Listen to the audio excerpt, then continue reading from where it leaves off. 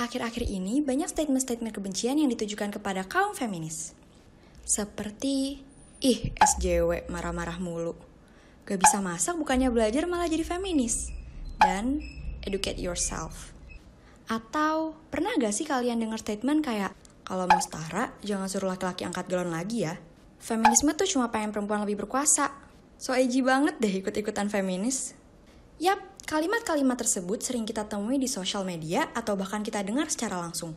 Pada akhirnya, statement tersebut justru membuat citra feminis menjadi jelek di mata orang-orang. Bahkan, tak jarang dijadikan bahan tertawaan seperti meme dan jokes. Terus, kenapa sih bisa kayak gitu? Hal-hal seperti ini bisa terjadi karena adanya miskonsepsi terkait feminisme itu sendiri. Sehingga, bukannya respek dan tertarik dengan poin-poin yang hendak disampaikan, orang-orang justru menganggap hal ini sebagai candaan atau justru memahaminya dalam konteks yang salah. Terjadinya miskonsepsi ini mungkin juga disebabkan karena adanya oknum-oknum tertentu yang mengaku dirinya feminis, namun sebenarnya ia tidak merepresentasikan feminisme itu sendiri. Sedihnya lagi, orang-orang justru lebih memilih menjadi ignoran dan acuh daripada mendapat label SJW hanya karena penyampaian para feminazi tersebut. Jadi, apa sih sebenarnya feminisme itu? Apakah gerakan yang hanya ingin membuat perempuan lebih berkuasa? Dan, apakah gerakan ini cocok berada di Indonesia yang kultur budaya masih lekat dengan patriarki? Daripada kita hanya menebak-nebak dan jadi ikutan miskonsepsi, alangkah lebih baiknya kita memahami feminisme dalam konteks yang benar bersama Sitok. Eits, sebelumnya kita cari tahu dulu yuk pendapat KM Psikologi sendiri terkait feminisme.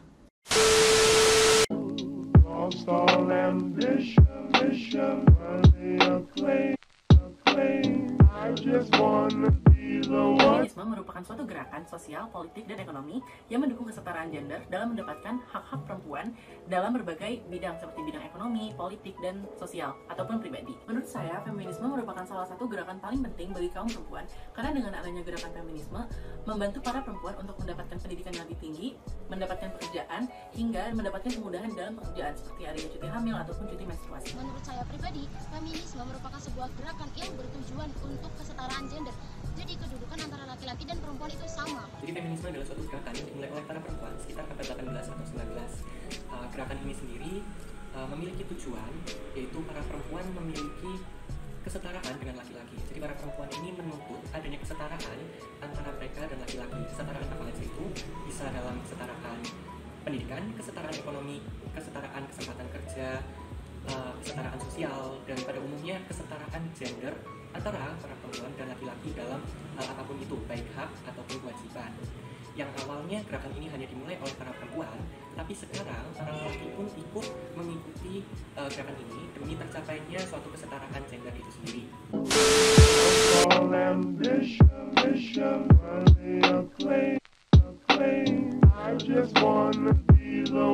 Menurut saya, gerakan feminisme di Indonesia sudah mulai berkembang dengan pesat. Dengan adanya media online akan sangat memudahkan bagi para aktivis feminisme untuk menyebarkan dan mengkampanyekan serta mengedukasi masyarakat dari segala lapisan dengan lebih mudah. Namun, meskipun begitu, budaya patriarki yang masih mengental di Indonesia akan menghambat gerakan-gerakan yang dilakukan oleh para aktivis feminisme ini.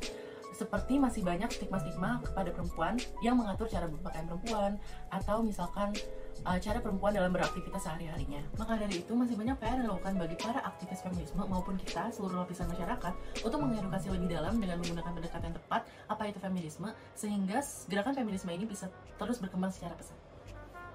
Indonesia dibutuhkan kesetaraan gender. Jadi antara laki-laki dan perempuan yang kita butuhkan adalah kualifikasi diri mereka, bukan sekedar jenis kelamin. Bukan jenis kelamin yang menentukan kedudukan atau kewenangan mereka, tapi bagaimana kualifikasi dari diri mereka. Jadi, jika perempuan lebih berkompeten, oke, kita pilih perempuan. Jika laki-laki lebih berkompeten, maka kita pilih laki-laki. Maka yang paling utama, kita lihat kualifikasi diri mereka, bukan jenis kelamin mereka untuk mendapatkan posisi dan kewenangan tertentu. Jadi feminisme di Indonesia telah berkembang pesat selama beberapa dekade terakhir, dan itu sangat menguntungkan para perempuan pada masa sekarang karena mereka memiliki akses pendidikan yang sama seperti laki-laki, mereka punya kesempatan kerja, mereka punya kesetaraan yang sama dengan laki-laki. Hal ini wajib disyukuri karena berkat perjuangan para perempuan, para pahlawan perempuan sebelum masa kemerdekaan dan masa kemerdekaan awal.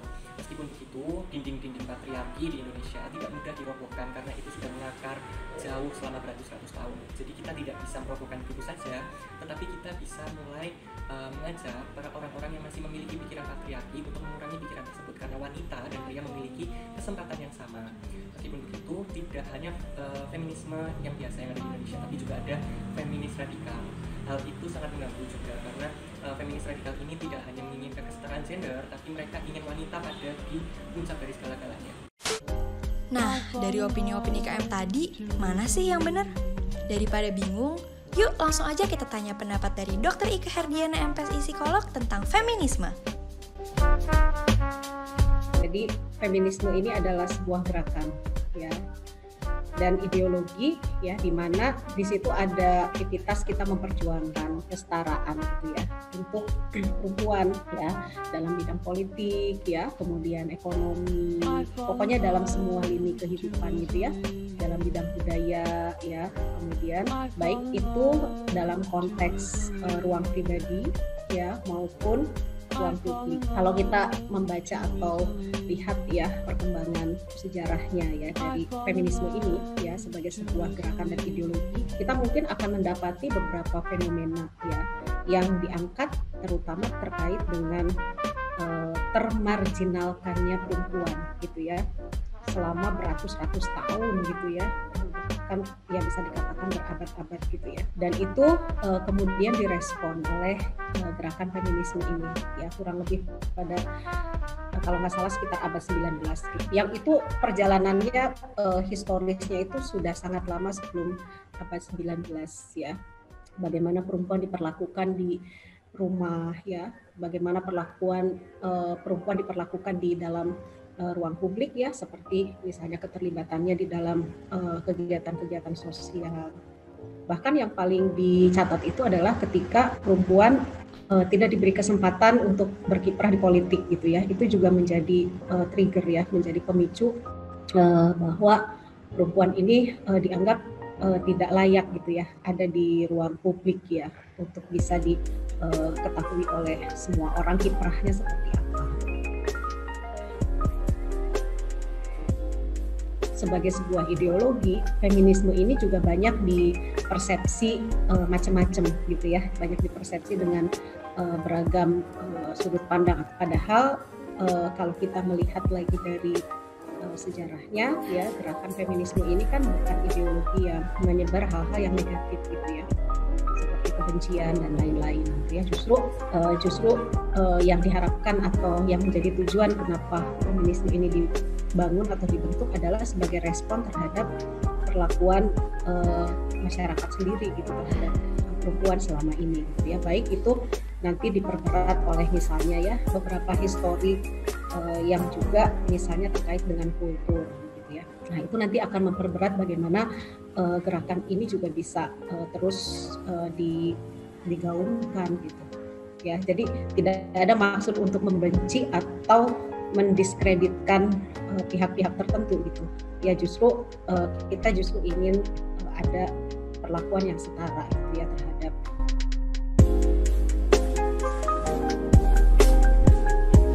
saya lihat bahwa gerakan ini juga kurang sekali mendapatkan dukungan dari perempuan sendiri, gitu sebenarnya, sebelum nanti ke miskonsepsi, gitu ya. Perempuan-perempuan yang ingin melibatkan diri, gitu ya, di dalam gerakan ini juga dianggap sebagai perempuan yang berontak misalnya, gitu ya, atau ingin mengubah tatanan yang sudah lekat, gitu, di dalam masyarakat kita, gitu ya. Menurut saya itu adalah miskonsepsi yang paling terlihat, gitu, saat ini, gitu ya. Bahkan ketika itu miskonsepsi itu semakin kuat, ya, itu juga ternyata berdampak pada perempuan sendiri tidak mau berada di dalam gerakan itu, gitu ya, karena semakin ada penilaian negatif, ya, terhadap orang-orang yang bergerak di dalam kegiatan itu. Jadi feminisme ini kadang-kadang atau seringkali juga dicap sebagai paham yang melemahkan, gitu ya, untuk perempuan. Nah, itu kan sebenarnya sebagai bentuk respon bahwa gerakan ini tidak mudah, gitu, untuk ada, gitu ya, dan bahkan juga untuk bergerak, gitu. ya. Jadi dianggap kelompok feminis ini dianggap dia itu sebenarnya sedang melemahkan dirinya sendiri gitu. Misalnya kok sampai minta-minta untuk diakui gitu ya, sampai minta-minta untuk disetarakan gitu ya. Nah itu dianggap sebagai kelemahan tersendiri gitu untuk kelompok ini gitu. Ya, dan dampaknya perempuan sendiri banyak yang tidak mau terlibat gitu ya. Nah itu kan sebenarnya sebuah yang menurut saya sih sebenarnya secara sistematis merespon bahwa gerakan ini dianggap sebagai gerakan yang mengancam. Sebenarnya gerakan ini dibuat adalah untuk meminta adanya perlakuan yang baik ya, atau kesetaraan dari sejarah-sejarah yang sudah gitu, yang selalu memperlakukan perempuan itu tidak berdaya gitu ya. Perempuan itu tidak punya nilai ya, tidak punya kemampuan. Feminis itu dianggap membenci kaum laki-laki. Ini adalah salah satu konsepsi yang salah sebenarnya gitu ya, karena tidak pernah ada di dalam sejauh saya mengamati gitu ya, sejauh saya juga membaca, saya tidak pernah melihat bahwa gerakan ini secara terbuka mengatakan ya, secara eksplisit ya, mengatakan bahwa itu menebarkan kebencian gitu terhadap gender ya yang berbeda gitu ya. Tapi ada beberapa aktivitas dari gerakan feminis ini yang memang ditujukan untuk mengurangi mengkritik perlakuan-perlakuan dari laki-laki yang misalnya tidak bertanggung jawab gitu ya, terutama di dalam kasus-kasus yang kaitannya atau yang ada relasinya dengan perempuan. Seperti misalnya ada laki-laki yang misalnya mengatasnamakan gender gitu ya, mengatakan bahwa misalnya perempuan ini tidak bisa memimpin sebuah kelompok gitu ya, atau misalnya menjadi leader ya di sebuah perusahaan misalnya. Tapi yang saya lihat ya, gerakan ini tidak mengcounter pendapat tersebut ya dengan menyerang personal atau gender. Rasanya saya kok nggak pernah dengar gitu ya mengcounter. Jadi kita memang tidak sepakat ya dengan cara pandang seperti itu tentang perempuan gitu ya. Tapi cara kelompok feminis untuk mengcounter hal tersebut itu juga rasanya tidak pernah menyerang personal ya atau gender gitu ya. Saya melihat bahwa batasan gerakan feminis ini sebenarnya jelas hanya fokus kepada perspektif ya, mengubah cara pandang orang, mengubah perspektif orang gitu, bahwa saat ini ya, apalagi di era modern seperti ini, siapapun berhak untuk menjadi apapun. Kita jadi benci sama orang yang mengatakan itu gitu ya. Apalagi kebencian kita itu misalnya dilekatkan dengan gender yang berbeda. Nah, rasanya kok saya tidak pernah secara terbuka kaum feminis itu mengatakan mereka membenci kepada gender tertentu. Misalnya menginginkan lebih tinggi misalnya, ya. Ini malah saya mungkin saking saya itu tidak pernah membaca statement itu gitu ya. Tapi ketika itu mungkin ada di dalam pikiran sebagian orang gitu ya. Ya jelas itu bisa saya katakan itu adalah miskonsepsi. Ada lagi yang dibilangnya kita melawan kodrat ya, tidak percaya pada institusi pernikahan misalnya seperti itu ya. Nah itu kadang-kadang dengan mudahnya mencari contoh orang yang selama ini ada di dalam gerakan tersebut yang kebetulan misalnya memilih jalan hidup tidak menikah. Padahal menikah atau enggak, mau punya anak atau enggak gitu ya, itu kan sebenarnya pilihan pribadi. Saya tidak melihat saya tidak sampai melihat bahwa itu adalah pilihan yang juga kaitkan dengan ingin kesetaraan. Nah, kemudian juga banyak juga yang masih melihat gerakan ini adalah gerakan yang ketinggalan zaman gitu ya. Ketinggalan zaman itu dalam arti kok sing diperjuangkan itu terus ya. Nah itu juga kan secara logika juga aneh gitu ya. Justru ketika orang tidak berubah, dia mau memperjuangkan apa, berarti kan sebenarnya dia semakin fokus, semakin dalam gitu ya. Dia tahu betul apa yang harus diperjuangkan dibandingkan dengan kelompok-kelompok yang pelin-pelan misalnya, yang berubah-ubah arah dan berubah tujuan gitu.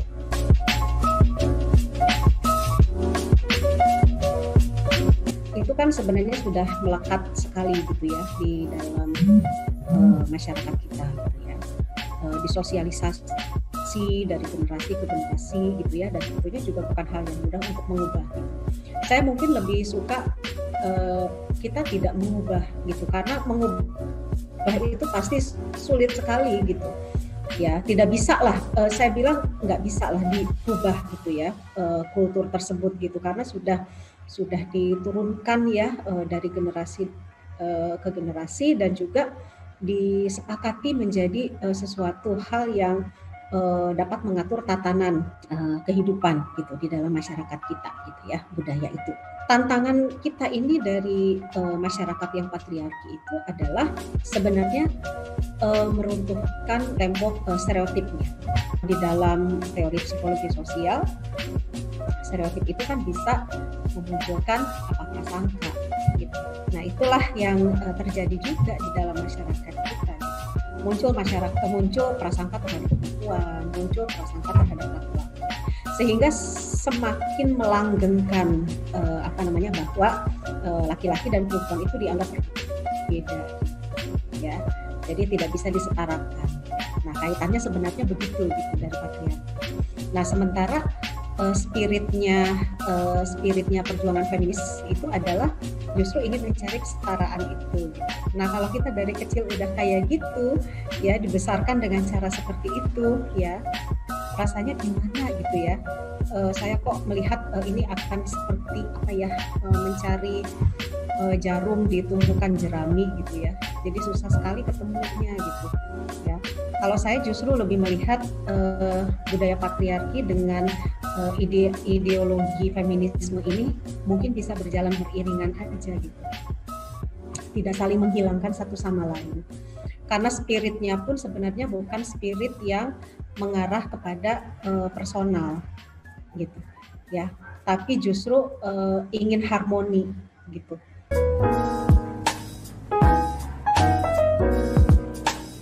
Jadi kalau saya melihat fenomena yang Mbak Najwa bilang ya, itu adalah fenomena yang muncul pada saat ini di masyarakat modern gitu ya.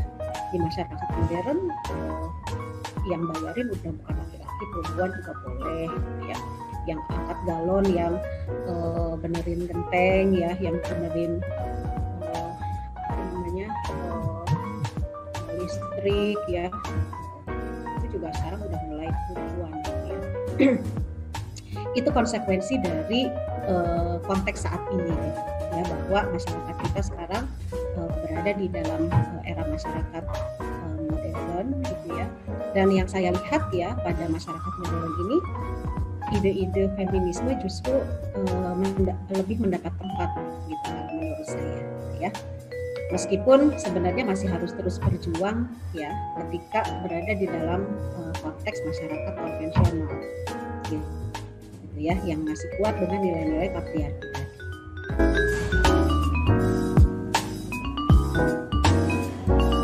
Sebenarnya relevan atau tidak ya, kenyataannya saat ini ada kelompok yang memperjuangkan ya.